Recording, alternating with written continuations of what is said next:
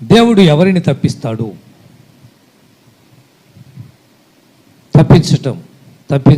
తప్పించేదంటే ప్రమాదం వచ్చినప్పుడు, విపత్తు వచ్చినప్పుడు, యాక్సిడెంట్ అయినప్పుడు, శోధన వచ్చినప్పుడు, శ్రమలు వచ్చినప్పుడు తప్పించుకోవాలి.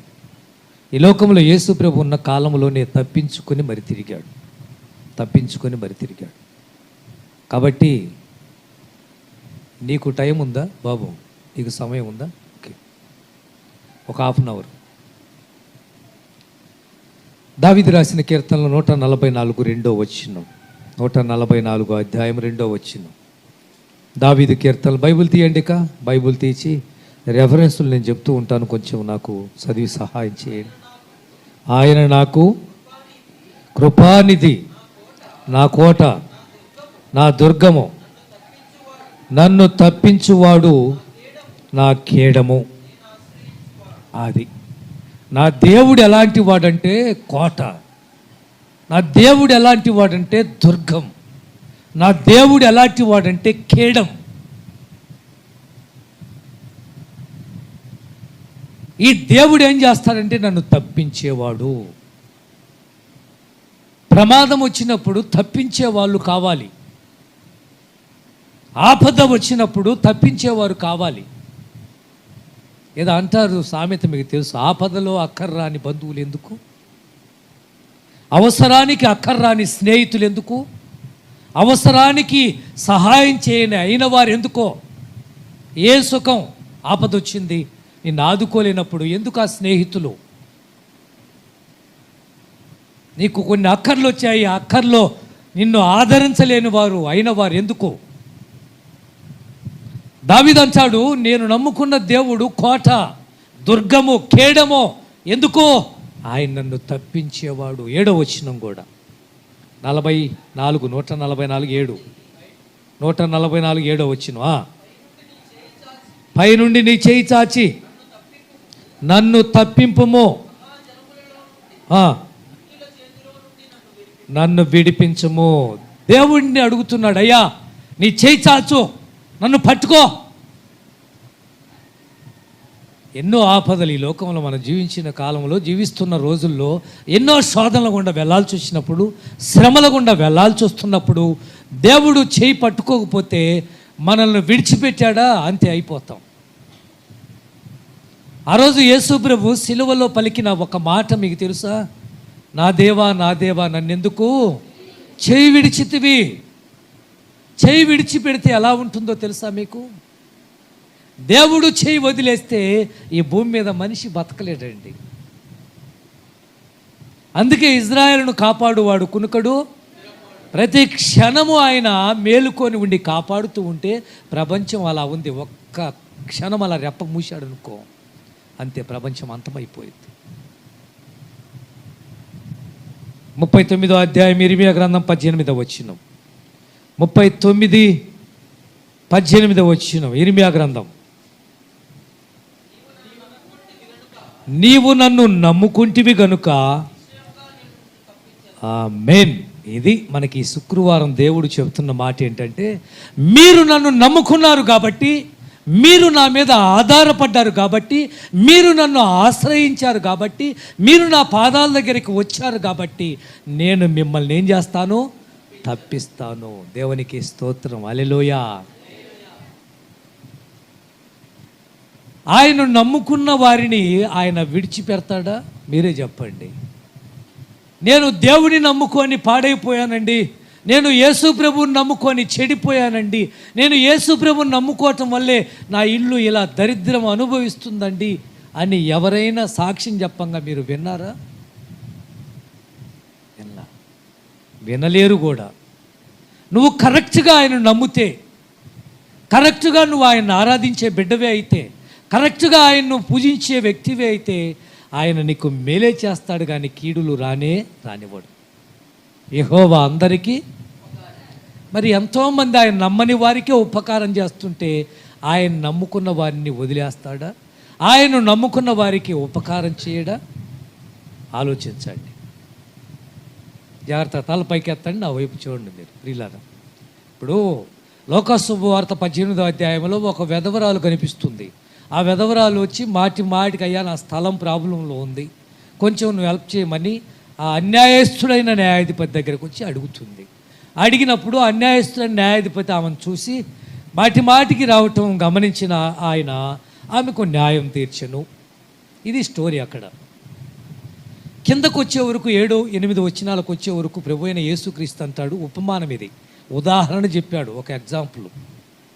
అంటే ఒక అన్యాయస్తుడే న్యాయం చేసినప్పుడు న్యాయవంతుడైన దేవుడు ఆయన అన్యాయం చేయటం అసంభవము బైబిల్ సెలవిస్తుంది. ఏమంటాడు? ఎవరు? దేవుడు అన్యాయం చేయటం అసంభవం. మీరు ఎప్పుడు అనకండి దేవుడు అన్యాయం చేశాడు అని అనకండి. ఆ రోజు సైతాను ఏబు చేత ఏమనిపించాలనిపించింది? వచ్చింది అపవాది, దేవుడు అన్యాయం చేశాడు అని ఏబు చేత అనిపించాలి. ఇది ఛాలెంజ్. ఇది ఛాలెంజ్గా తీసుకొని దేవుడు లేడు, దేవుడు ఉంటే నాకెందుకు ఇలా జరగాలి, దేవుడు నాకెందుకు అన్యాయం చేశాడు అని ఏబు నోటి గుండా అనిపించాలి. ఇది 1వ అధ్యాయం 2వ అధ్యాయంలో. కానీ ఏబు అన్నాడా? యెహోవా ఇచ్చెను. అసలు బెత్తరపోయాడు సైతాను గాడికి. కళ్ళు కనిపించలేక కళ్ళు బయర్లు కనిపోయినాయి. వాడి ఆలోచన అంతా ఏంటి, ఇంత జరిగితే దేవుడు ఇచ్చాడంట, దేవుడు తీసుకున్నాడంటాడా? అర్థం కాల. ఏం చేయాలి? మరలా దేవుని దగ్గరికి వెళ్ళగానే దేవుడు అన్నాడు, ఎలా ఉన్నాడు, బాగున్నాడా అన్నాడా? నువ్వు అన్నట్టు లేదనలా. నీ వల్ల కాదులే సైతాను, ఒప్పుకో అంటే ఒప్పుకోడే సాతానుగాడు. కాదు ఈసారి అవకాశమే. ఏం చేస్తావు? వీలైన మటుకు నా ప్రయత్నం చేస్తాను. ప్రాణం జోలి వెళ్ళొద్దు, వెళ్ళు, ప్రయత్నం చేయపు. మొదటిసారి ఆస్తులు పోయినాయి, పిల్లలు పోయారు, పొలం పోయింది, సంపద పోయింది, ఐశ్వర్యం పోయింది, విలువలు పోయాయి, పరువు ప్రతిష్టలు పోయాయి, అన్నీ పోయాయి. ఈసారి ఉన్నది ఒకే ఒక మార్గం. అదేంటి? శరీరం మీద దెబ్బ కొడితే దిమ్మ తిరిగిపోయాడు. ఏమో తెలుసా? లేచే పరిస్థితి కాదండి, ఒళ్ళు మొత్తం భయంకరమైన కురుపులు, ఒకటే జిల గీగిన తర్వాత మంట, భరించలేని వేదన. భార్య వచ్చి చచ్చిపో, దేవుణ్ణి దూషించి చచ్చిపో, ఇంకా యథార్థతను పట్టుకొని వేలబడతావేంటి, దేవుణ్ణి పట్టుకొని వేలాడతావేంటి, చచ్చిపో అంటే ఏవో అంటాడు, మేలు అనుభవించిన మనము మూర్ఖురాలు మాట్లాడుతున్నవే, నువ్వా ఇలా మాట్లాడాల్సింది? చదువు లేని వారు, దేవుణ్ణి ఎరగని వారు, దేవుడంటే తెలియని వారు, దేవుణ్ణి నమ్మని వారు చెప్పాల్సిన మాట అది. మనం నమ్మి ఎన్నో అనుభవించాం, నువ్వా ఇలా మాట్లాడటం తప్పు కదా. అప్పుడు కూడా ఏమన్నాడు? దేవుడు అన్యాయం చేశాడు అన్నాడా? ఇప్పుడు ఈ 18వ అధ్యాయానికి వచ్చినప్పుడు 7వ వచనం 8వ వచనంలో అంటాడు, ఒక అన్యాయస్తుడైన న్యాయాధిపతే న్యాయము తీర్చినప్పుడు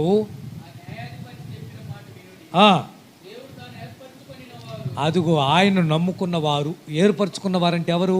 ఆయన నమ్ముకున్నవారు, ఆయన ఆరాధించేవారు, నిత్యము యేసు యేసు యేసు అని కలవరిస్తుంటారే, వాళ్ళ గురించి మాట్లాడుతున్న మాటలు. దీవారాత్రుల్లో రాత్రింబగుళ్ళు నా గురించి ఆలోచిస్తూ, నాకు ప్రార్థన చేస్తూ, నా గురించి నన్ను సేవిస్తున్న వారికి నేను సహాయం చేయనా, న్యాయము తీర్చనా, మేలు చేయనా, ఉపకారం చేయనా, తప్పించిన ఆపద వచ్చినప్పుడు వారిని కాపాడన, ప్రమాదం వచ్చినప్పుడు వారిని. ఇంకొక మాట, హెజ్కేలు గ్రంథం 12వ అధ్యాయం 16వ వచనం, 12-16. అయితే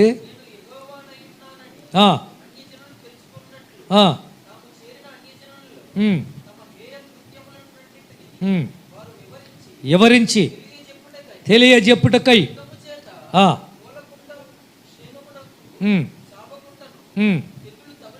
తగలకుండను వారందరినీ, అంటే నమ్ముకున్నారే, యేసు నమ్ముకున్నారే, ఆరాధిస్తున్నారే. ఇర్మియా గారు అంటాడు, ఇదిగో నేను యెహోవా నమ్ముకున్నాను, ఆయన తప్పిస్తాడు.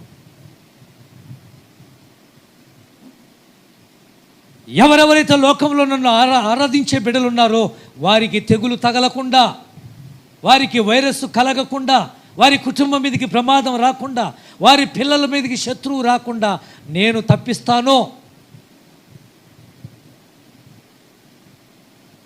1-2 విషయాలు ముందుగా చెప్తాను. కొన్నిసార్లు మనము తప్పించుకోలేని పరిస్థితి గుండా వెళ్ళాల్సి వస్తుంది. ఎప్పుడు? ఎవరు తప్పించుకోలేరు? దొరికిపోతాం. దొరికిపోవటం అంటే ఎవరు వాళ్ళు? A B. మొదటిగా ఎవరైతే అబద్ధాలు ఆడుతారో వాళ్ళు తప్పించుకోలేరు, దొరికిపోతారు ఏదో ఒక రోజు. గుర్తుపెట్టుకోండి. ఎవరు అబద్ధాలు చెప్తారు చూడు, తల్లిదండ్రులకు అబద్ధం చెప్పే పిల్లలు, భర్తతో భార్య అబద్ధం చెప్పినట్లయితే, భార్యతో భర్త అబద్ధం చెప్పినట్లయితే నువ్వు 1 రోజు నమ్మిస్తావు, 2 రోజులు నమ్మిస్తావు, వారం రోజులు నమ్మిస్తావు, నెల రోజులు నమ్మిస్తావు, 6 నెలలు నమ్మిస్తావు, సంవత్సరం మేనేజ్ చేసావు. ఏదొక రోజు బయట పడాల్సిందే. బయట పడిన నీ బండారం ఏంటి? ఇంకా నమ్ముతారా? చదవండి ఆ మాట. సామెతల గ్రంథం 19వ అధ్యాయం 5వ వచనం. 19:5.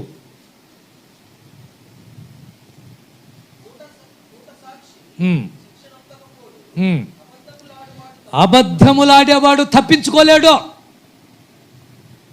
నువ్వు అబద్ధాలు చెప్పే వ్యక్తివైతే, అబద్ధాలు ఆడే ఒక భర్తవైతే, భార్యవైతే, కొడుకుగా కూతురుగా అబద్ధాలు చెప్తే, ఏమ్మా కాలేజీకి వెళ్ళావా, లేట్ అయింది ఏంటంటే, ఎన్నో చెప్పే అమ్మాయిలు ఉన్నారు, ఎన్నో చెప్పే అబ్బాయిలు ఉన్నారు. సినిమాకి వెళ్ళి కాలేజీకి వెళ్ళి వచ్చామని చెప్పేవాళ్ళు ఉన్నారు. ఏమండి, ఇలా ఉన్న పిల్లల గురించి చెప్తున్నాను. ఈరోజు నీ తల్లిదండ్రిని నువ్వు నమ్మించవచ్చు. ఈరోజు అబద్ధముతో నీ తల్లిదండ్రిని మోసం చేయొచ్చు.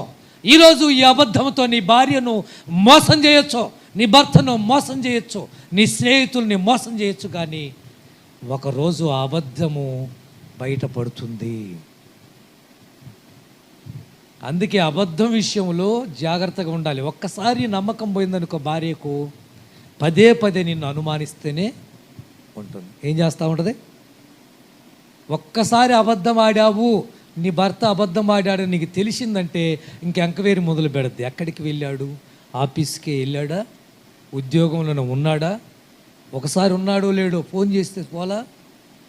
ఎవరికి? భర్తకు కాదు, పక్కన వాళ్ళకు ఫోన్ చేస్తారు. ఇదిగో మా ఆయన ఉన్నాడు అక్కడ. ఏమండి, అలాగనే భార్య మీద భర్తకు. ఎందుకు? అబద్ధం చెప్పినప్పుడు, నీ అబద్ధం బయట పడినప్పుడు ఇక నీ భర్త నిన్ను నమ్మడు, నీ భార్య నిన్ను నమ్మదు. పిల్లలుగా తల్లిదండ్రులు నిన్ను బయటికి పంపించడానికి ఒకసారి అబద్ధం చెప్పి కాలేజీ ఎగ్గొట్టి సినిమాకు వెళ్ళిన నీవు ఈసారి కాలేజీకి వెళ్తున్నావో, సినిమాకి వెళ్తున్నావో, ఎక్కడికి వెళ్తున్నావో నమ్మి ఎలా పంపించాలి? నమ్మి పంపించాలంటే వారి నమ్మకాన్ని నువ్వు కాపాడాల్సిన బాధ్యత నీ మీదనే ఉంది. అందుకే అబద్ధం ఆడే విషయంలో నువ్వు మాటికి అబద్ధం ఆడావంటే దానివల్ల ప్రమాదం ఉంది. ఆ రోజు అననీయ సపీర్ అనే 2 ఉన్నారు. వచ్చారు, పొలం అమ్మారు, డబ్బంతా తెచ్చారు, పేతురు ముందు పెట్టారు. కానీ కొంత దాచుకొని ఏం చేశారు? కొంత దాచుకొని, కొంత దోచుకొని, దేవుని సొమ్ము అట్టి పెట్టుకొని సగం తెచ్చి పేతురు ముందు పెడితే, ఇంతేనా? పేతురు అంటాడు, ఇంతేనా అమ్మింది పొలం? ఇంతేనయ్యా. పేతురు అంటాడు, నువ్వు ఆడుతున్న అబద్ధం నాతో కాదు, నువ్వు అబద్ధం చెప్తుంది అననీయ నాతో కాదు. ఎవరితో? పరిశుద్ధాత్మతో అబద్ధం చెప్తున్నాను, దేవునితోనే అబద్ధాలు ఆడుతున్నాను. అక్కడికక్కడే పడి చచ్చిపోయాడు. నెక్స్ట్ భార్య వచ్చింది. భార్య వచ్చిన తర్వాత అయినా ఆమెను అడుగుతా, ఆమె కూడా ఆయన ఏం చెప్పాడు ఏం కూడా అదే చెప్పింది. అంతే. కొన్ని విషయాల్లో భలే ఏకీభిస్తారు భార్యాభర్తలు. ఏమంటే మంచి విషయాల్లో ఏకీభిస్తే మంచిదే. ఇప్పుడు దేవుని సేవ విషయంలో ఇద్దరు కలిసి నిర్ణయం తీసుకొని, ఇదిగో దేవుని పరిచర్యకి ఎంత ఇద్దాం, పాస్టర్ గారు ఇలా అడిగాడు అని ఇద్దరు కలిసి ఇస్తే అది మంచిదే.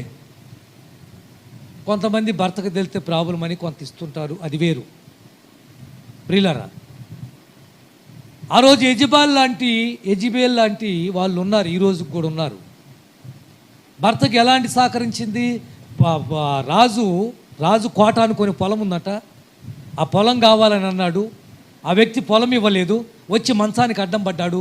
నువ్వు పడుకో, నేను చూసుకుంటాలే, నువ్వు లేచి భోంచేయి అన్నాయి. యెజెబెల్ భార్యాభర్తలు మంచి విషయాల్లో ఏకీభవించండి. ఎవరల్లు? పసికిల్లా, పిసికిల్లా, అకుల్లా, పిసికిల్లా. వాళ్ళిద్దరూ ఏమవుతారు? వాళ్ళిద్దరూ అక్క చెల్లెల్లా, భార్యాభర్తలండి. పౌలు గారు వాళ్ళ ఇంట్లోనే ప్రార్థన పెట్టింది. అక్కడే చాలామంది మార్పు వచ్చింది. వాళ్ళిద్దరే పౌలు గారికి సహకరించింది. ఆఖరికి ప్రాణాలకు కూడా తెగించిన దాకా వారు సువార్త కోసం ప్రయాసపడిన అకుల్లా, పిసికిల్లా. అందుకే వాళ్లకు వందనాలు చెప్తాడు పౌలు గారు. వాళ్ళ పేర్లు బైబిల్లో రాయబడ్డాయి. మంచి విషయాలు సహకరించండి. తప్పించుకోలేరు ఎవరో? అబద్ధాలు ఆడేవారు. ఏదో ఒక రోజు బయటపడుతుంది, నీ మీద నమ్మకం పోతుంది. ఏ పని నీకు అప్పగించడానికి, ఎక్కడికి పంపించడానికి నీ తల్లి తండ్రి ఇబ్బంది పడతారు. నెంబర్ టూ ఎవరు తప్పించుకోలేరు? ఇంకొక మాట, సామెతల గ్రంథమే 19వ అధ్యాయం 19వ వచనం.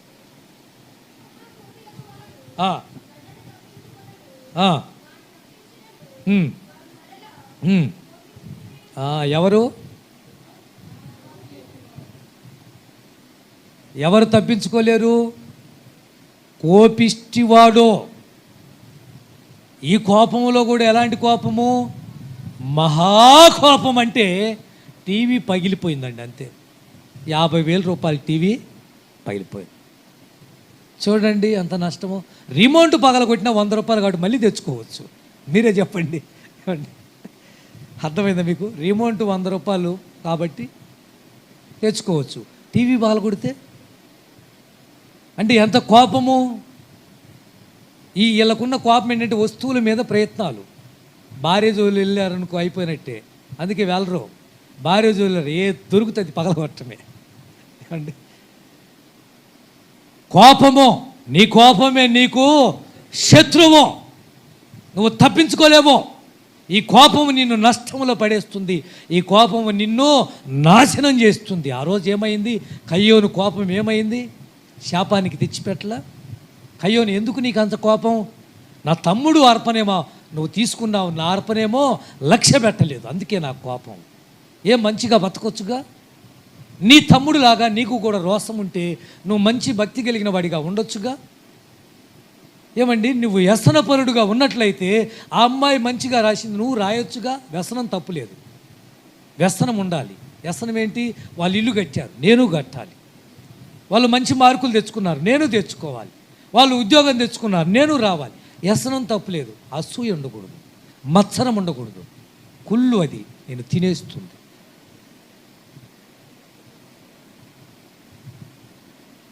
తప్పించుకోలేరు ఎవరు? అబద్ధాలు ఆడేవారు తప్పించుకోలేరు. ఎవరు? కోపిష్టిగా ఉండేవాడు తప్పించుకోలేడు. కోపం వల్ల నీకు నష్టం జరుగుతుంది, ఇల్లు గొల్లైపోతుంది. తల్లిదండ్రుల మీదకి వెళ్ళేవాళ్ళు ఏమండి, పిల్లలు ఎంత కోపం ఆపుకోలేక, అదుపు చేసుకోలేక భార్యను కొట్టేవాళ్ళు. ఆడపిల్లను కొట్టేది ఏంటండి? నేను నమ్మి వచ్చిన అమ్మాయిని కొట్టడం ఏంటి? పిల్లలను కొట్టేవాళ్ళు, వాడికి ప్రాణం పోతుంది, ఏమీ ఉండదు.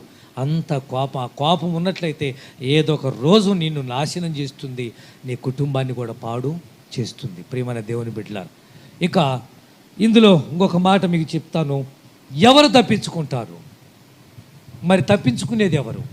ప్రమాదములో నుంచి, నష్టములో నుంచి, కష్టములో నుంచి, శోధనలో నుంచి, ఆపదలు వచ్చినప్పుడు తప్పించుకునేది ఎవరు? చదవండి ఆ మాట కూడా.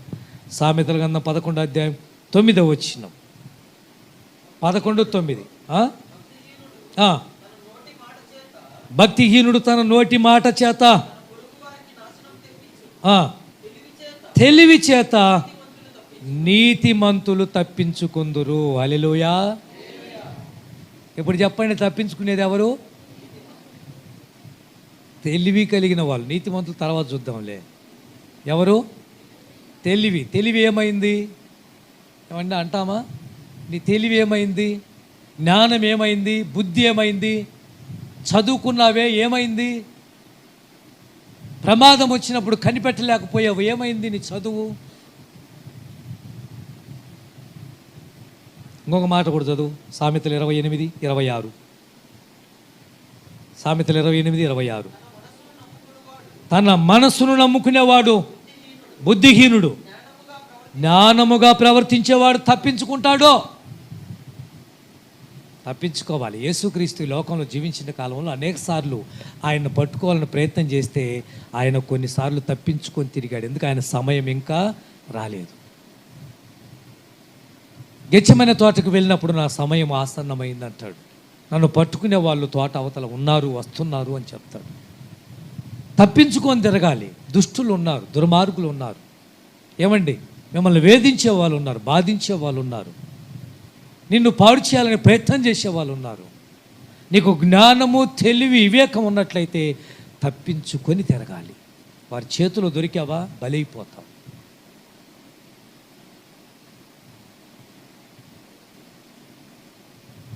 మూడు మాటలు ముచ్చటిగా, మూడు మాటలు. టైం అయిందా? కాలేదుగా? ఓకే, నాకు సైగ చేయాలా? టైం ఒకవేళ అయితే ఇలా సైగ చేయి, ప్రార్థన చేయి.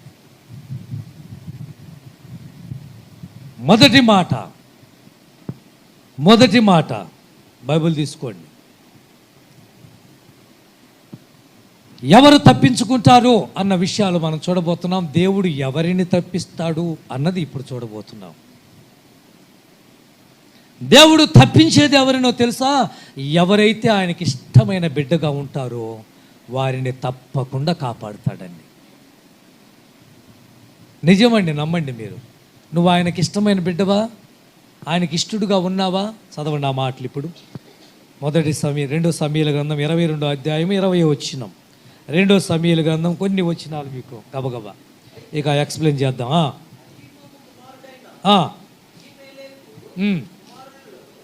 2 సమూయేలు గ్రంథం 22వ అధ్యాయం 20వ వచనం. నేను ఆయనకు ఇష్టుడిని గనుక ఆయన నన్ను తప్పించను. హల్లెలూయా చెప్పండి ఒకసారి, హల్లెలూయా. ఏ నీరసంగా ఉన్నారు అనుకున్న వాళ్ళు? ఏమ్మా ఆరాధనలు ఉన్నారా మీరు? ఎందుకు వచ్చారో లేదో? తప్పించకపోతే చచ్చిపోతావు అంతే. దేవుడు కనికరించకపోతే చచ్చిపోతావు. అసలు మార్గంలో ప్రమాదం పొంచి ఉంది. ఆ పొంచి ఉన్న ప్రమాదము తప్పించేవాడు లేకపోయాడా, యాక్సిడెంట్ అయినా చచ్చిపోతాం, శత్రువులు వచ్చి మీద పడ్డా చంపేస్తారు. ఏమండి, దావీదు అంటాడు, నేను ఆయనకి ఇష్టుడిని గనుక ఆయన నన్ను ఏం చేశాడు? ఇప్పుడు మీరే చెప్పండి, ఎన్నిసార్లు మిమ్మల్ని దేవుడు తప్పించలేదు? ఎన్ని ప్రమాదాల గుండా తప్పించలేదు? ఎన్నిసార్లు అనారోగ్యం గుండా వెళ్తున్నప్పుడు స్వస్థపరిచి ఆరోగ్యాన్ని ఇచ్చి బతికించలేదు? నన్ను అయితే తప్పించాడు. యాక్సిడెంట్లో చచ్చిపోవాల్సిన నన్ను తప్పించాడు. దేవుణ్ణి ఎరగక ముందు, యేసుక్రీస్తుని తెలియక ముందు, ఒక దురాత్మ పట్టి నన్ను పీడిస్తూ ఉన్నప్పుడు, అది నన్ను చంపాలనే ప్రయత్నం చేస్తున్నప్పుడు, చచ్చిపోతాను అని తెలిసినప్పుడు, యేసుక్రీస్తు గురించి విన్నప్పుడు, ఆయన దగ్గరికి వచ్చినప్పుడు ఆ దుష్ట శక్తి నుంచి నన్ను తప్పించి కాపాడి బ్రతికించాడు. దేవునికి స్తోత్రము కలుగును గాక. 1992లోనే నేను చచ్చిపోవాలి, అది లెక్క. ఎప్పుడు? 1992లోనే యవ్వన దశలో 16-17 సంవత్సరాలు, 16 సంవత్సరాలు. ఏమండి, అంతే, 15-16 అంతే. అప్పుడు చచ్చిపోవాల్సిన నన్ను 18 రోజులు తిండి తిప్పలు లేకుండా, ఏది తిన్నా వాంతింగ్ అయిపోతుంది, ఇక నా వల్ల కాలేదు, కాళ్ళు చేతులు అంతంత అయిపోయినాయి. మంచంలో ఎలా పడుకునేవాడిని తెలుసా? గువ్వ మాదిరిగా కాళ్ళు గడ్డం కాడికి రావాలి, అలా పడుకుంటేనే ఆ మంచంలో పడుకుంటాను. అది నా పరిస్థితి. భూత వైద్యులు వచ్చారు, తాయెత్తులు కట్టారు, ఎన్నో ప్రయత్నాలు చేశారు, రకరకాలు వైద్యులు వచ్చారు, తర్వాత డాక్టర్లు చేయని పరీక్షలు లేవు, అన్ని టెస్టులు గుంటూరులో అయిపోయినాయి.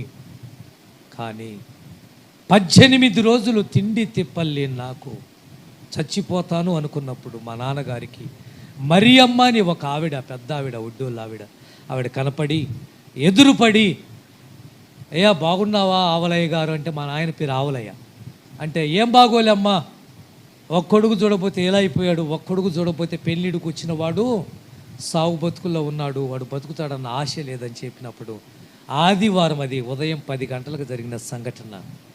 మా నాన్నగారితో ఆవిడ చెప్పినప్పుడు, మా నాన్నగారు ఆ మాట అన్నప్పుడు ఆవిడ అన్నది, అయితే ఈరోజు పాస్టర్ గారు వస్తారు, మేమందరం ప్రార్థన చేస్తాము, నీ కొడుకు బతుకుతాడు, తీసుకోనరా అమ్మే.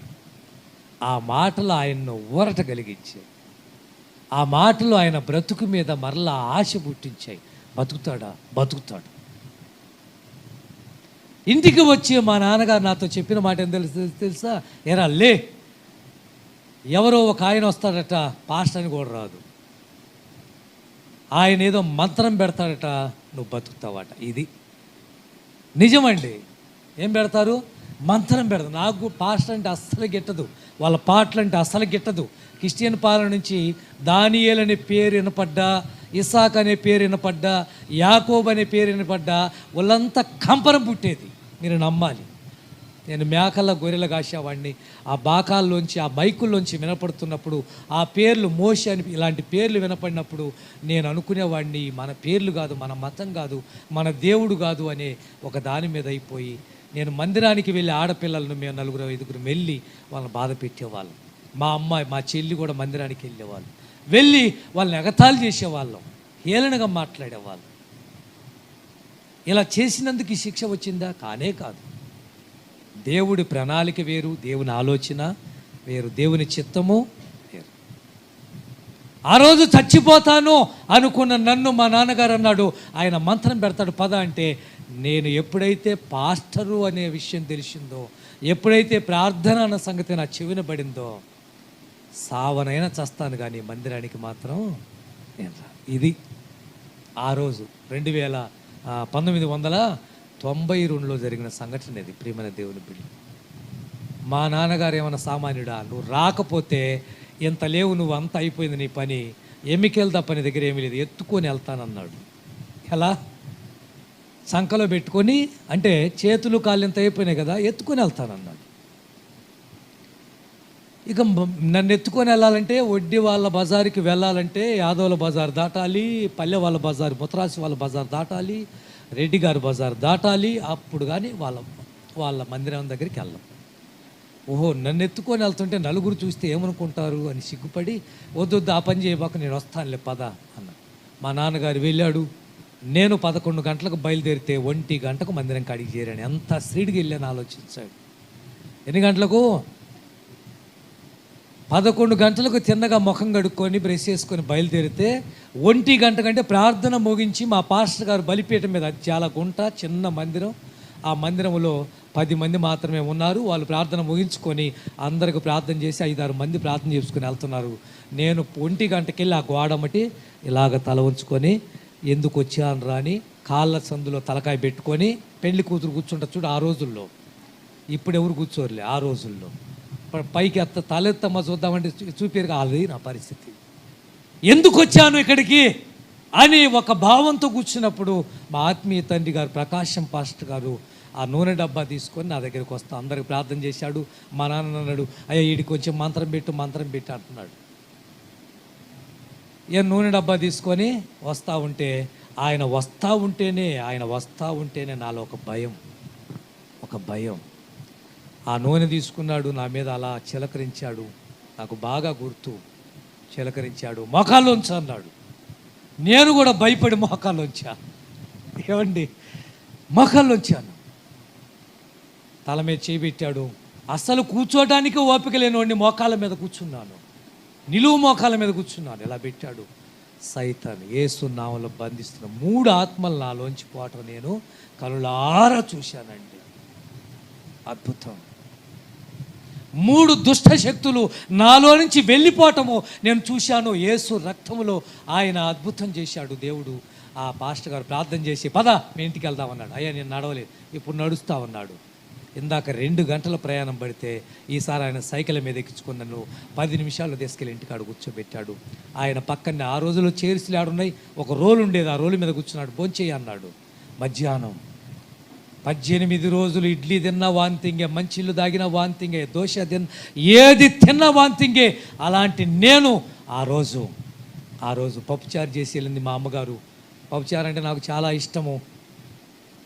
పప్పుచారు పోసుకున్నాను, ఎంత అన్నం తిన్నాను. ముందు తినేటప్పుడు చెప్పాను, అయ్యా వాంతింగ్ అయింది తిన్నా, ఏం పర్వాలేదు, కొబ్బరి నూనె నోట్లో వేసాడు, ప్రార్థన చేశాడు, మళ్ళీ తినన్నాడు. చాలా రుచిగా ఉంది ఆ పప్పుచారు, కడుపు నిండా అయ్యా వాంతి, ఏం కాదు నువ్వు విశ్వసించు అన్నాడు. అరగంట సేపు నాతోనే కూర్చున్నాడు, వాంతింగ్ కాలేదు. దేవునికి స్తోత్రం, హల్లెలూయా. ఆ రోజు మొదలుకొని 15 రోజులు మందిరంలో, రాత్రి పగులు మందిరంలోనే పడుకున్నాను. ఏ కండలైతే కరిగిపోయాయో, ఏ ఎముకలైతే అరిగిపోయాయో మరలా అన్ని బలపరిచి దేవుడు ఒక శక్తిమంతుడిగా మార్చాడు. ఎన్ని తలచినా ఏదడిగిన పాట నా నోట్లో అప్పుడే మొదలైంది. ప్రియులారా, తప్పించడా? 13వ అధ్యాయం అపోస్తుల కార్యాలు 13వ అధ్యాయం 22వ వచనం, 22. తరువాత అతన్ని తొలగించి మరియు ఆయన, నేను యెషయా కుమారుడైన దావీదును కనుగొన్నాను, అతడు నాకు ఇష్టమైన బిడ్డ. దావీదు ఎవరనుకుంటున్నావో, నేను కోరుకున్నవాడు. దావీదు ఎవరనుకుంటున్నావో, నేను పిలుచుకున్నవాడు. దావీదు ఎవరనుకుంటున్నావో, నాకు ఇష్టమైన బిడ్డ. హల్లెలూయా. నువ్వు ఇష్టమైన బిడ్డవేనా దేవునికి? దేవునికి ఇష్టమైన బిడ్డవేనా? దావీదు గురించి దేవుడు చెప్పినట్టుగా నీ గురించి చెప్పగలడా? ఆ రోజు యేసయ్య నన్ను ఇష్టపడ్డాడు. 1992లో చచ్చిపోవాల్సిన నన్ను బ్రతికించినప్పుడు ఆ రోజు మొదలుకొని యేసయ్య పాదాలు పట్టుకున్నాను. ఈ రోజు కూడా ఆయన్ను వదిలిపెట్టకుండా, అయ్యా నిన్ను వదులుకొని నేను బతకలేను, ఆ రోజు నాకు ఈ ప్రాణం నువ్వు పోసిందే. ఎన్నో దేవుళ్ళు ఉన్నారు మాకు, ఎంతోమంది దేవతలు ఉన్నారు, అమ్మోర్లు ఉన్నారు, మారెమ్మ ఉంది, ఎల్లమ్మ ఉంది, పుల్లమ్మ ఉంది, ఏమండి అంకాలమ్మ ఉంది, చుట్టుపక్కల దేవుళ్ళే. కానీ ఏ ఒక్క దేవుడు, అడగని దేవుడు, ఆంజనేయుల భక్తుడిని నేను. ఎప్పుడు ఆంజనేయుల బెల్లుండేది, ఆంజనేయుల బెల్లు ఒక తాడు కట్టి దానికి రాత్రుల్లో ఒకవేళ పొలం దగ్గరికి, గొర్రె దగ్గరికి వెళ్ళాల్సి ఉంటే శ్రీ ఆంజనేయ ప్రసన్న ఆంజనేయ, శ్రీ ఆంజనేయ ప్రసన్న ఆంజనేయ. ఎందుకంటే భయం కదా, ఇలా మాట్లాడేవాడిని. అలాంటి నన్ను చర్చిలో పాస్టర్ గారు ఆ తాడు ఏం చేశాడు, బ్లేడ్ తెచ్చి అలాగనే కట్ చేశాడు. తాయిత్తులు మొలతాడుకుంటే కట్ చేసి పడేశాడు. దేవునికి స్తోత్రం, హల్లెలూయా. ఏమండి, ఆ రోజు నుంచి ఒక్క తాడు నేను కట్టుకొని ఎరగను, మా పిల్లలకు ఒక తాయిత్తు కట్టించి ఎరగను. వాళ్ళు వాంతింగ్ అవుతున్నా, మాటి మాటి కింద పడుతున్నా. ఇక్కడే క్రైస్తవులు ఉన్నారు చాలామంది. అప్పట్లో అయ్యా దానిలయ్యా ప్రార్థనలయ్యా, నువ్వు ముందు తీసుకెళ్ళి అక్కడ కడతారంట, పాటు పడతా ఉన్నాడు పిల్లోడు, అది గడుచుకోనరా అనేవాళ్ళు. మా చిన్నోడు పుట్టినప్పుడు, చిన్నోడు ఇక్కడ తిరుగుతూ ఉండేవాడు, చిన్న పిల్లోడు కదా. అంటే మేము అలాంటివి చేయమండి. ప్రేమైన దేవుని బిడ్డలారా, ఎందుకో యేసు మనల్ని ఇష్టపడ్డాడు, ఆయన మనల్ని కోరుకున్నాడు, ప్రేమించాడు. కాబట్టి ఆపద వచ్చినప్పుడు చూస్తుంటాడా? ప్రమాదం వచ్చినప్పుడు తప్పించకుండా అలాగనే ఉంటాడా? శాంతిని నిద్రం బండి మీద వెళ్తుంటే ఎంత యాక్సిడెంట్ అది, అసలు బతికి బట్టగట్టి ఇంటికి వస్తామా? అది ఆ అమ్మాయి కళ్ళారా చూసిపోయింది, ఆశ్చర్యపోయే యాక్సిడెంట్ అది. ఒక పెద్ద చెట్టుకు 80 ఆ స్పీడ్లో వెళ్తున్న బండి కంట్రోల్ కాలేదు, టర్నింగ్ దగ్గర వెళ్ళి కొడితే చెట్టుకు గుద్దుకొని బండి ముందులా నుజ్జు అయిపోయింది. అమ్మాయి పెద్ద కంపలో పడిపోయింది. నేనేమో కొర్యాస్తం బావిలో అలాగనే తలక వెళ్ళి దానికి గుద్దుకుంది. ఇవన్నీ కుచ్చకపోయాయి రాళ్ళన్నీ. ప్రియులారా, 5 నిమిషాల్లో లేచి పైకి వచ్చాం. ఎవరైనా వచ్చారమ్మా? శాంతి ఎవరైనా వచ్చారా పట్టుకొని లేపి పైకి ఎక్కించా? కాదు, మా అంతటికి మేమే 5 నిమిషాలు, ఆ ఒక్క నిమిషమే నానా అంది. అయిపోయాం, చచ్చిపోయాం అనుకున్నాను నేను. బండి కంట్రోల్ తిరగలేదు, బండి టర్నింగ్ తిరగలేదు. ఎందుకంటే కొండ మించి బండి కిందకి దిగుతుంది. ఆ కొండ మించి దిగేటప్పుడు 70 మీద వెళ్తే బండి టర్నింగ్ ఎలా అవుతుంది? ఏమి కన్ను మిందు కానరాలేదు. అలాగనే పైకి లేచి ఇద్దరం పైకి వచ్చి, నాకు అప్పుడు ఆటోలు, ఆ తర్వాత బండ్లోళ్ళు అందరు ఆపి ఆ బండిని తీసుకెళ్ళి లాగి బయటపడేస్తే, ఈ బండి మీద ఎక్కిన వాళ్ళు, ఈ బండి మీద పడిన వాళ్ళు బతికారా? ఇది ఆ రోడ్డు మీద నన్ను పడుకోబెట్టి, డెడ్ బాడీ పడుకోబెట్టి, వెంటనే ఒంగోలు మా పిల్లలకు ఫోన్ చేసి ఆంబులెన్స్లో ఆ డెడ్ బాడీని వేసుకొని ఇక్కడికి రావాలి. అది పరిస్థితి. అదండి 18వ కీర్తన 19వ వచనం. 18, 19.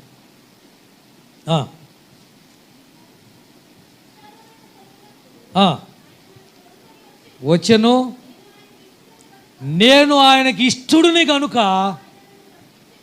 మెయిన్ నేను వెళ్ళాను, చందవరం వెళ్తే మాకు బైక్ ఇప్పించిన అబ్బాయి కనిపించగానే అన్న ఇంటికి రావాల్సిందే, మంచి ఇల్లు 2 ఇల్లు కట్టించాడు దేవుని దయ వల్ల. ఏసీ వేసాడు మా పిల్లల్ని, మమ్మల్ని, మా కరుణ, తర్వాత తిమోతి, ఆ తర్వాత మా మనవడు మనవరాలు, మా భార్య, మేమందరం వెళ్ళాం. వేసేసాడు. ఏడ పడుకోవాలి, సాయంకాలం వెళ్ళాల్సిందే. మీకు ఆల్రెడీ మేము తినేసాం ఫుల్గా, ఏమొద్దు నాయన అంటే డ్రింక్ తెచ్చిచ్చి మాతో మాట్లాడుతూ అన్న ఒకప్పుడు ఇక్కడ ఎక్కడ ఇల్లు లేదన్న మాకు, ఈరోజు 2 ఇల్లు దేవుడు. ఆ వరమ్మ వాళ్ళ అమ్మగారి పేరు వరమ్మ. ఆమె అంటుంది, దానియేలయ్య ఆ రోజు ప్రవచనం ఎత్తి చెప్పాను, గుర్తుందా నీకు? ఏం చెప్పావమ్మా నువ్వు అన్న. నేను అంటే దేవుడు నిన్ను పిలుస్తున్నాడు అని ఆ రోజు ప్రవచనం ఎత్తి చెప్పిందట. నాకు గుర్తు లేదు, ఆమె నాకు గుర్తు చేస్తుంది. అవునమ్మా ఆ రోజు, అవునయ్యా ప్రవచించాను నేను, నాకు గుర్తు. ప్రేమన దేవుని బిడ్డల, ఆయనకి ఇష్టంగా ఉండండి. మీ ఇంట్లో సమాధానం ఎప్పుడు ఆయనకి ఇష్టంగా ఉండండి. ఏముంది బైబిల్లో? ఏది లోక సువార్త 2వ అధ్యాయం 14వ వచనంలో భూమి మీద అంటది అక్కడ, తనకి ఇష్టలైన వారికి సర్వోన్నతమైన స్థలంలో దేవునికి మహిమ, తనకి ఇష్టలైన మనుషులకు. మీ ఇంట్లో సమాధానము, మీ కుటుంబంలో ఆనందం ఉండాలంటే ఆయనకి ఇష్టమైన బిడ్డగా బతకండి. ఎన్నో శోధనలు గుండా వెళ్ళాల్సి వచ్చినప్పటికి కూడా యేసయ్యను వదిలిపెట్టలేదు. ఈరోజు మా ఫ్రెండ్ మేము మాట్లాడుకుంటే, ఎన్ని సమస్యలు వచ్చినాయి మనకు, ఎన్ని ఆపదలు వచ్చినాయి, ఎన్ని ప్రమాదాలు వచ్చినాయి, ఎంత దరిద్రం అనుభవించాం, కానీ మన ఇద్దరం చేసిన పని ఏంటో తెలుసా?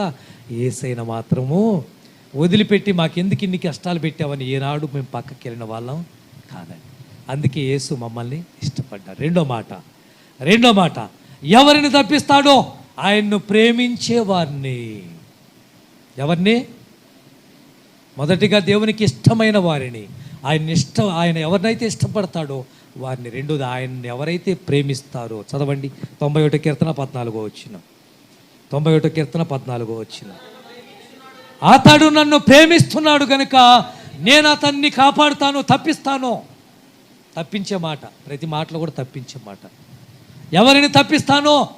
అతడు నన్ను ప్రేమిస్తున్నాడు, నేనెందుకు ప్రమాదం నుంచి కాపాడను. అతడు నేనంటే ఇష్టపడుతున్నాడు, నేనెందుకు యాక్సిడెంట్ నుంచి కాపాడను. అతడు నేనంటే చాలా చాలా ప్రేమ, నేనెందుకో రోగం వస్తే స్వస్థపరచను. మోషే రాసిన గ్రంథం ఇది, ఈ కీర్తన 91 కీర్తన, మోషే కీర్తనలు ఇవి. మా నివాస స్థలం నీవే అంటాడు 90వ కీర్తనలో. 91 కీర్తనకు వచ్చేవరకు ఏటగాని ఊరి నుండి మమ్మల్ని తప్పించు అనే మాటలు చాలా బాగుంటాయి. ఏ తెగులు నీ గుడారము అనే మాటలు కూడా ఉంటాయి ప్రియులారా. ఇవన్నీ కిందకు వచ్చిన తర్వాత, అతడు నన్ను ప్రేమిస్తున్నాడు కనుక నేనేం చేస్తాను?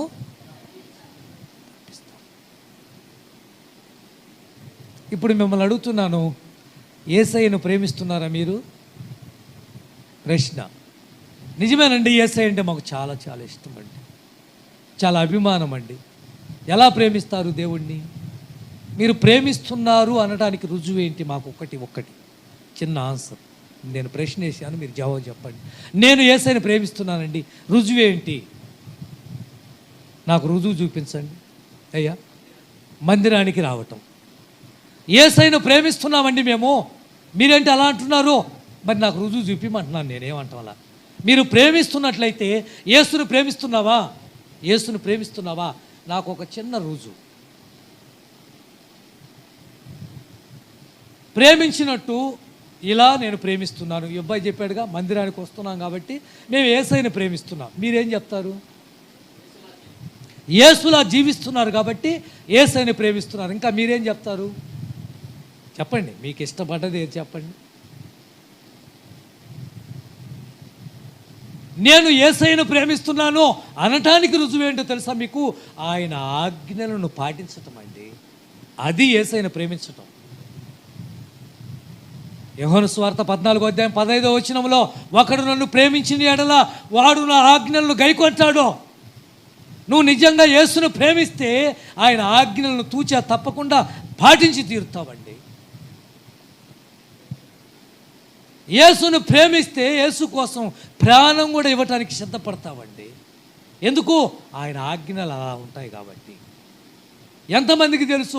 షడ్రకు మెషకు అబేద్నెగోలను తీసుకెళ్ళి అగ్నిగుండంలో పడవేయటానికి సిద్ధపడుతున్నప్పుడు ఇదిగో నెబుకద్నెజరు వచ్చి వారి మీద ఆగ్రహాన్ని చూపిస్తున్నప్పుడు నెబుకద్నెజరుతో అంటారు, మాకు చింత లేదు, నీకు జవాబు చెప్పాల్సిన అవసరం కూడా మాకు లేదు. ఈ అగ్నిగుండంలో పడివేసిన మా దేవుడు రక్షించుటకు అంతటితో ఆగారా? చదవండి 17వ 3వ అధ్యాయం 17వ.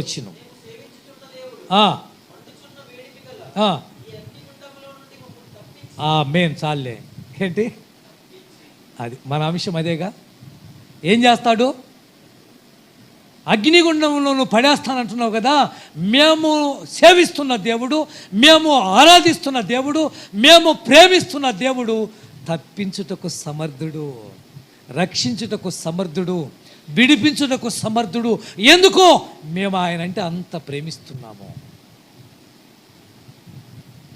ఆయన ఆజ్ఞలను తూచా తప్పకుండా మేము పాటిస్తున్నాం. ఎందుకు తప్పించడు? ఎందుకు విడిపించడు? ఎందుకు విమోచించడు? ఎందుకు కాపాడడు? ఎందుకు స్వస్థపరచడు? ఎందుకు నీకు కావలసింది ఇవ్వడు? ఆయన్ను ప్రేమించే విధానం సరిలేదు అంతే. మూడో మాట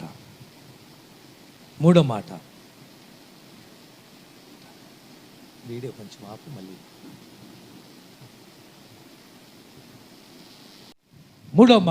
మూడో మాట చెప్పి ముగింపులేక మనం తీసుకొని వద్దాం. ఎవరిని తప్పిస్తాడు దేవుడు? ఎవరిని తప్పిస్తాడు దేవుడు అంటే నీతిమంతులను ఆయన తప్పిస్తాడు. ఎవరిని? తలపైకి ఎత్తండి, నా వైపు చూడండి. నీతిమంతుల్ని చదవండి ఆ మాటలు కూడా. 11వ అధ్యాయం సామెతల గ్రంథం 8-9. 8-9. నీతిమంతుడు బాధ నుండి తప్పింపబడును, భక్తిహీనుడు ఏమవుతాడు? బాధపాలవుతాడు.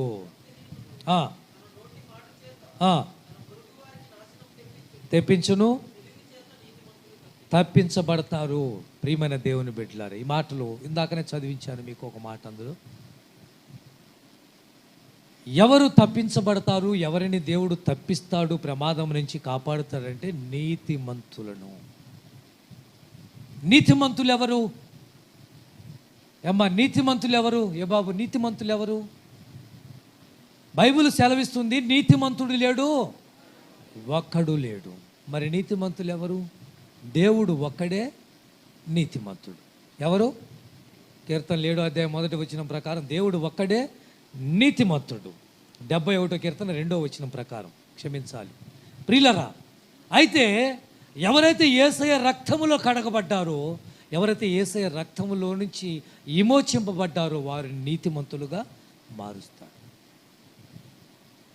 ఒకప్పుడు అపవిత్రులమే, ఇప్పుడు యేసు రక్తములో మనం ఏమయ్యాం? పవిత్రులుగా మార్చబడ్డాం. ఒకప్పుడు అవినీతిమంతులమే, ఇప్పుడు యేసు రక్తంలో మనం ఏమయ్యాం? నీతిమంతులుగా తీర్చం. ఒకప్పుడు అవిశ్వాసులమే, ఇప్పుడు యేసు రక్తంలో నీతిమంతులుగా విశ్వాసులుగా మార్చబడ్డాం. అయితే దేవుడు అంటున్నాడు, నువ్వు నీతిగా బతుకుతే ప్రమాదం నుంచి నేను కాపాడుతాను, రోగం నుంచి నేను కాపాడుతాను, శత్రువుల నుంచి నేను కాపాడుతాను. ఉదాహరణ, నోవహు కాలము జలప్రళయం. దేవుడు అనుకున్నాడు అసలు ఎవరిని ఉంచడానికి వీల్లేదు అనుకున్నాడు. ఇదేగా జరిగింది. ఎవరిని ఉంచొద్దు అనుకున్నాడు. ఈలోపు ఎందుకో మరలా ఒకసారి దేవుడు జలప్రళయం పంపించే ముందు పరిశీలన చేశాడు, పరీక్షించాడు ప్రపంచాన్ని, అంటే లోకాన్ని చూశాడు. చూసినప్పుడు ఒక్క ఆయన తగిలాడండి, ఒక్క ఆయన తగిలాడు. ఎవరతను? నోవహు. ఆయన గురించి 7వ అధ్యాయం 7వ మొదటి వచనములో యెహోవా ఈ తరము వారిలో నీవే నా ఎదుట నీతిమంతుడిగా ఉన్నావు. 7వ వచనం కూడా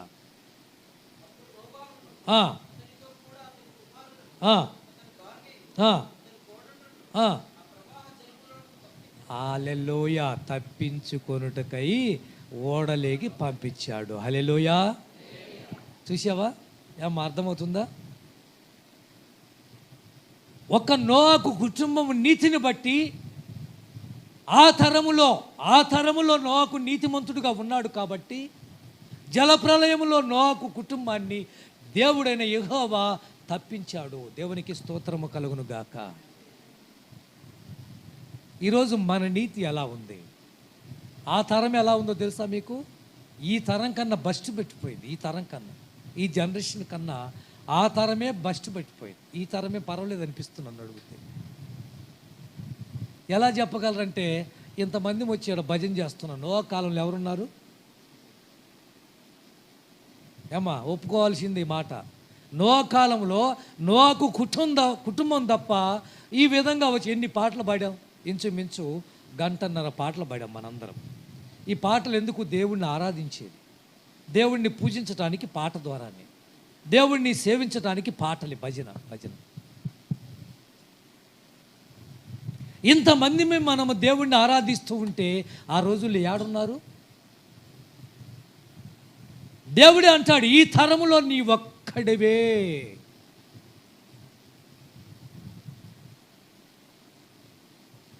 నీతిమంతుడిగా ఉన్నావు కాబట్టి నీవు నీ కుటుంబానికి వాడను సిద్ధం చేసుకొని అందులోకి వెళ్ళు, నేను తప్పిస్తాను. 7వ వచనం మళ్ళా చదువయ్యా.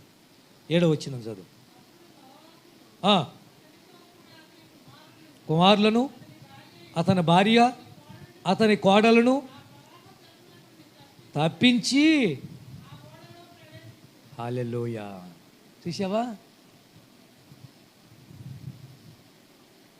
పరిశుద్ధత ఎంత అవసరం మనకు, నీతి ఎంత అవసరం మనకు, భక్తి ఎంత అవసరం మనకు. ఎక్కడి నుంచి తప్పిస్తుంది? జలప్రలయం నుంచి ఆ రోజు కాపాడింది. ఈరోజు యేసుక్రీస్తు రాకడ అతి సమీపంగా ఉంది. ఆ రోజు వాడ రక్షణకు గుర్తయితే ఈరోజు కూడా యేసుక్రీస్తు రాకడకు ఈ రక్షణ పొందుకున్న వారిని తీసుకుని వెళ్ళటానికి మేఘం రాబోతుంది. ఒక మేఘం రాబోతుంది. మేఘాల మీద యేసు రాబోతున్నాడు. మేఘాల మీద వచ్చినప్పుడు ఎత్తబడతావా, విడవబడతావా? విడవబడ్డావా, చచ్చావా, అంతే. ఎత్తబడ్డావా, నీకంటే గొప్పవారు మరొకరు లేరు. ఆయన ఉగ్రత దినమందు ఎవ్వడు నిన్ను తప్పించలేడు. గుర్తుపెట్టుకోండి. ఆయన ఉగ్రత వచ్చిన రోజున కొండల కాడికి వెళ్తారట. కొండలు కాపాడండి, కప్పండి. గోల్లోకి వెళ్తారట, కప్పండి.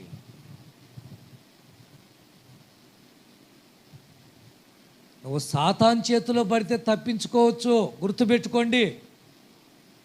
దేవుని చేతిలో పడ్డావా, దేవుని ఉగ్రతలో ఉన్నావా, ఎవ్వడిని తప్పించడు.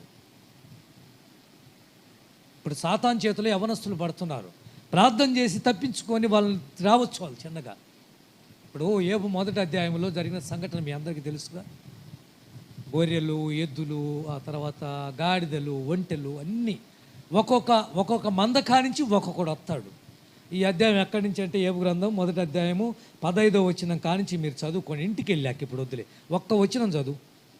15వ వచనం మాత్రం చదువు.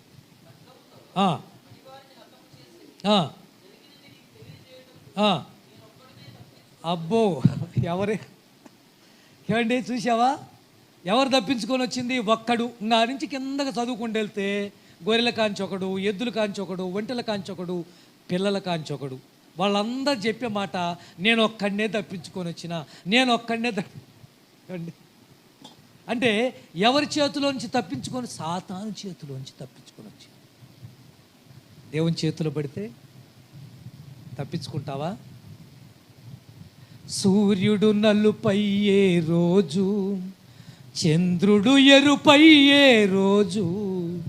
సూర్యుడు నలుపయ్యే రోజు, చంద్రుడు ఎరుపయ్యే రోజు.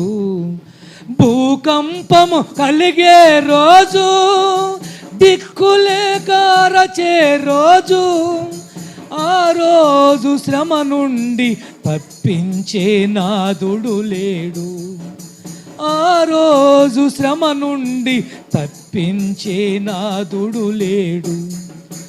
అదే అదే ఆ రోజు యేసయ్య ఉగ్రత రోజు, 7 ఏళ్ల శ్రమల రోజు, పాపులంతా ఏడ్చే రోజు. అదే అదే. తప్పిస్తారా ఎవరైనా? కొండలారా మమ్మల్ని కప్పండి, గోలారా మమ్మల్ని కప్పండి.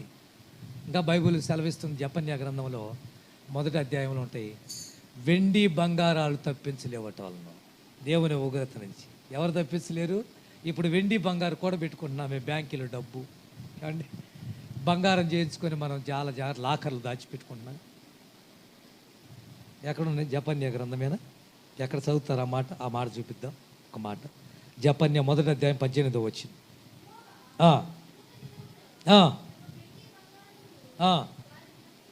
చూసావా ఏమండి?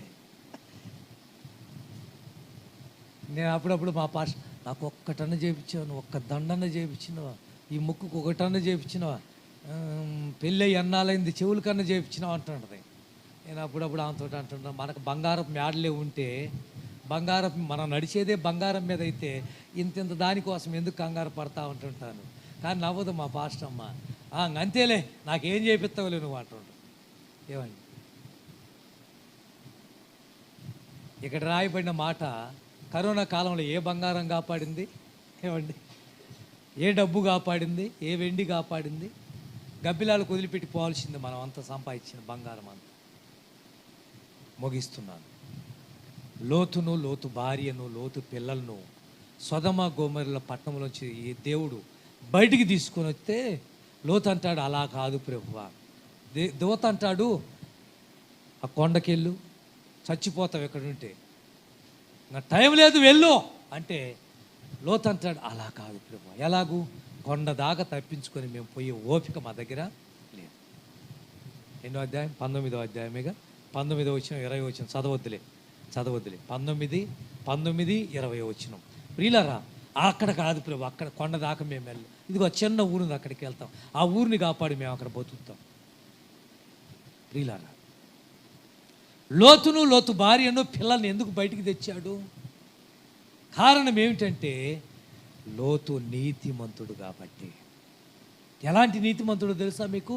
భ్రష్టు పట్టినటువంటి ఆ సొదమ గొమొర్రా భ్రష్టు అంటే ఎంత దుర్మార్గులు, ఎంత దుష్టులు, ఎంత నీచమైన కార్యాలు చేస్తున్నారు, ఎంత అపవిత్రమైన కార్యాలు. పురుషులతో పురుషులు సాంగత్యం ఏమిటి? సృష్టికి విరుద్ధమైన పనులు కాదు ఇవి. దేవుడు కలయిక ఏంటంటే, స్త్రీ పురుషులు కలయిక పెడితే పురుషులతో పురుషులు సాంగత్యం ఏంటి? నీచమైన కార్యాలు ఒడిగడుతుంటే దేవుడు చూసి ఓర్చుకోలేక దిగి వచ్చాడండి. అలాంటి పరిస్థితులు గుండా వెళ్ళాల్సి వచ్చినప్పుడు లోతును గుర్తు చేసుకొని, లోతు భార్యను, లోతు పిల్లలను బయటికి తీసుకొని వచ్చి వెళ్ళమంటే, అయ్యా అక్కడ దాకా మేము వెళ్ళలేం, ఆడ ఉంటుంది, మేము తప్పించుకోలేమంటారు. అక్కడ దాకా, కొండ దాకా వెళ్తే తప్పించుకోలేమయ్యా, అంత దూరం మేము వెళ్ళలేము. 2-3 సార్లు రాయబడి ఉంటుంది. అయితే పేతురు గారు ఈయన గురించి రాశారు. 2వ పేతురు పత్రిక 2వ అధ్యాయంలో ఆ మాట చదవండి, బాగుంటాయి ఆ మాటలు. 6వ వచనం.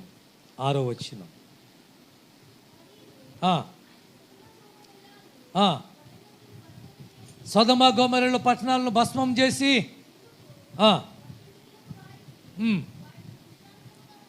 ఉంచుటకై ఏమి ఎంత భయంకరమైన దుర్మార్గపు కామ వికార చేష్టాలు చేస్తున్న వారిని అదుగో తప్పించెను. హల్లెలూయా. ఎవరిని తప్పిస్తాడు ఇప్పుడు చెప్పండి అమ్మా? ఎవరిని తప్పిస్తాడు? ఈ లోకంలో నీతిగా బతకండి, నిజాయితీగా బతకండి, యథార్థంగా బతకండి. 5 నిమిషాల సుఖం కోసం, 2 గంటల సినిమాల్లో ఏదో నవ్వచ్చు, ఏదో చూడవచ్చు అని దానికోసం, అండ్ పనికి మాలిన వాటి కోసం మనం పరిగెత్తితే రేపు పొద్దున యేసుప్రభు వచ్చినప్పుడు ఇందాక చెప్పినట్టు వెండి బంగారాలు మనల్ని కూడబెట్టుకున్న డబ్బు నిన్ను కాపాడలే. ఒకసారి పెద్ద తుఫాను వచ్చినప్పుడు వరదల్లో కొట్టుకొని పోతున్నారు జనం. హెలికాప్టర్లు వస్తాయి కదా, దేనికి పులిహార పొట్లాలు ఇవ్వటానికి హెలికాప్టర్ల మీద వచ్చి ప్రభుత్వం వాళ్ళు ఆ గొట్టల మీదన కొండల మీదన ఆ తెరపని ఎవరైతే ఉంటారో వాళ్ళకి ఇసిరేసుకుంటూ వెళ్ళిపోతూ ఉంటారు. ఒక అతనికి 5 మిల్లులు ఉన్నాయంట, వడ్ల మిల్లులు 5 మిల్లులు. పాపం ఇతను వర్షం వచ్చే లోపు మిల్లు దగ్గర ఉన్నాడు. ఆ మిల్లులోనే ఆగిపోవాల్సి వచ్చింది, ఇంకా బయటికి వెళ్ళటానికి లేదు. ఒక పనివాడు కూడా ఉన్నాడు. ఇక నీళ్లు ఉద్రేకం ఎక్కువైపోయినాయి, మిల్లు నిండిపోయింది. చిన్నగా ఎట్టకేళ్ళకు ఒక తెరపుంటే పైకెక్కారు. పైకెక్కి 1 రోజు అయిపోయింది, 2 రోజులు అయిపోయింది, 3 రోజులు అయిపోయింది, వారం రోజులు అయిపోయింది.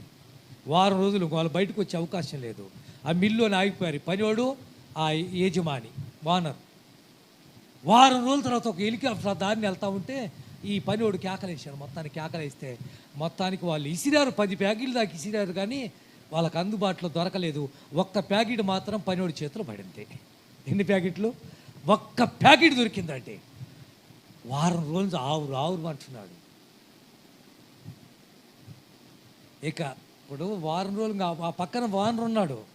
వానర్ లేదు, ప్యాకెట్ చించుకొని బొక్కిట్లు అంటే పట్టుకొని ఇంకా తింటా ఉన్నాడు. ఆకలి తట్టుకోలేక పాపం తింటా ఉంటే వానర్, ఒరే నీకు దండం ఒక్క ముద్ద పెట్టరా అంటే, లేదు సార్ నాకు చాలదు అంటున్నాడు. చాలదు అంటుంటే, అరే నీకు 5 మిల్లులు రాసిస్తానరా, నీకు ఆ ప్యాకెట్ నాకీరా. ఎన్ని మిల్లు? ఈ 5 మిల్లులు నీకే. నేను చచ్చిపోతాను రా, 2 రోజులు చచ్చిపోతాను రా, ఊపిరిపోయిద్ది. ఒక్క 5 మిల్లులు ఇస్తానన్నా అన్నం మెతుకులు మాత్రమే అట్లా. ఎందుకంటే ఆ టైంలో తన ప్రాణం కాపాడుకోవడానికి తన ప్రయత్నం. అర్థమైందా మీకు? వెండి బంగారం డబ్బు సంపాదించొద్దని బైబిల్ చెప్పదండి. కూడబెట్టుకోండి, దాచిపెట్టుకోండి, పిల్లల భవిష్యత్తుకు జాగ్రత్త చేసుకోండి, కానీ దేవుణ్ణి వదిలిపెట్టిపోయేంత సంపాదన కాదండి ఆ వ్యాపారం. దేవుణ్ణి వదిలిపెట్టి వ్యాపారం ఏం చేస్తాం? ఉద్యోగం, దేవుడు లేకుండా ఉద్యోగం ఏం చేస్తాం? దేవుడు లేకుండా ₹1,00,000 సంపాదించిన ఏం లాభం? కాబట్టి ఆ రోజు లోతు కామ వికార చేష్టాలు చేస్తున్న వారి మధ్యలో ఉన్నప్పుడు కూడా కళ్ళకు కనిపిస్తూ ఉంది పాపము, కానీ కళ్ళు మూసుకొని అక్కడే ఉన్నాడు. మనసును చంపుకొని అండి. కొన్నిసార్లు మనం చూస్తూ ఉంటాం, బండి మీద ఎక్కించుకొని వెళ్తూ ఉంటాడు, కుర్రోళ్ళు వెళ్తూ ఉంటారు, అమ్మాయిలను ఎక్కించుకొని వెళ్తూ ఉంటారు. ఈ పక్కన ఉన్న వాళ్ళు చెప్తూ ఉంటారు, చూడు వాడికి పోయే కాలం కాకపోతే వాడు చూడు ఎట తిరుగుతున్నాడు అని. ఎవరు చెప్తుంటే విన్నా ఈ మాటలు నేను కూడా. వాడు ఆ మాట అన్నది ఎందుకో తెలుసా? వీడు మంచివాడు ఆ మాట అనలేదట. ఏమి వీడికి అవకాశం దొరక్క, వీడికి ఇలాంటి అమ్మాయిని ఎక్కించుకొని తిరిగి అవకాశం దొరక్క వాడు అంటాడట ఆ మాట. లోతు ఉన్న పరిస్థితులు ఎలాంటి తెలుసా? విచ్చలవిడిగా ప్రజలు తిరుగుతుంటే తను బహు జాగ్రత్తగా మనసును చంపుకొని పాపం చేసే అవకాశం దగ్గరలో ఉందండి లోతుకు. మనసును చంపుకొని బతికాడు కాబట్టి లోతు భార్యను పిల్లలను బయటికి తెచ్చాడు.